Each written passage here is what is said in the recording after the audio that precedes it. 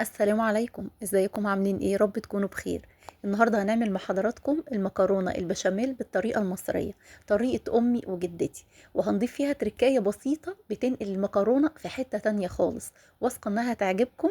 يلا بقى عشان احنا ايه مستعجلين.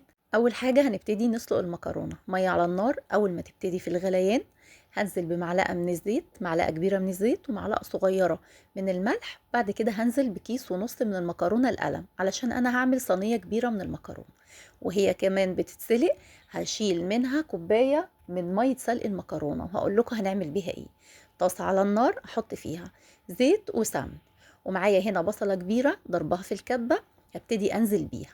انا بحب الاول ان انا احمر البصل او اشوحه زي ما بنقول، بتدي طعم جميل قوي للحمه المعصجه. يعني ما بعملش كله مع بعضه، لا، انا بنزل بالبصله الاول بحمرها وبعد كده انزل باللحمه المفرومه. انا هنا معايا نص كيلو من اللحم المفروم، وبعد كده هنبتدي ابهره. وكمان هقول لكم تركايه بعملها فيه بتدي له طعم، وكمان بتكتر في الكميه. انا هنا بفرم كمان بصله متوسطه مع قرن فلفل سبايسي، وببشر طماطميه او ممكن كمان تضربيها معاهم، وبنزل بيهم. مش عايزه اقول لكم بتدي سكاره وطعم خطير للحمه المفروم او العصاج اللي احنا بنعمله. خلاص بقى هنسيبه هنا لحد ما يستوي مع نفسه. تعالوا بقى نعمل احلى بشاميل حضرتك ممكن تاكليه في حياتك. هنا حله على النار هضيف فيها 4 معالق كبار من الزيت ومعلقتين محترمين كده من السمن. هنزل عليهم بقى ب5 معالق كبار من الدقيق، وهبتدي اقلب كويس جدا. بصوا احنا هنبتدي نقلب لحد ما نشم كده تحميصة الدقيق او ريحة الدقيق. بعد كده ممكن حضرتك تضيفي الاضافات اللي حضرتك عايزاها. ممكن تضيفي مرقة، شوية سكر صغيرين. وبعد كده هننزل بالحليب. احنا معانا هنا كيلو ونص من الحليب، ممكن كمان توصليهم ل2 كيلو.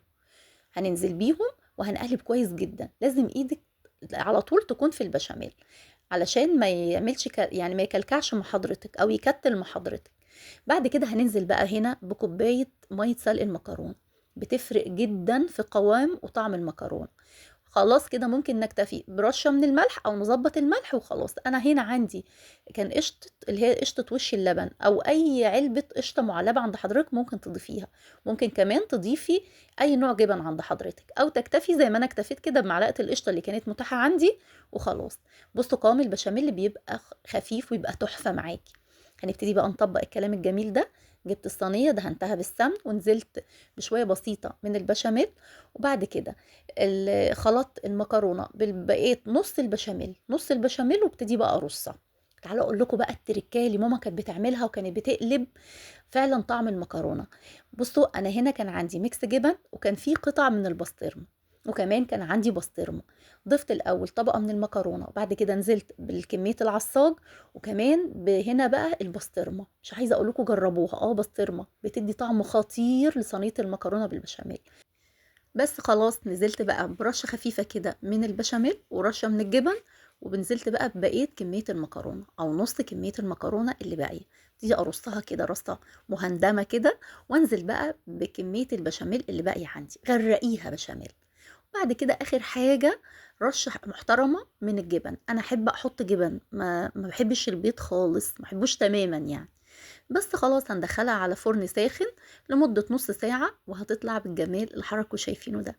بتمنى تجربوها بالتركات اللي احنا قلناها، ولايك وشير لو عجبكم الفيديو. استودعكم الله الذي لا تضيع ودائعه.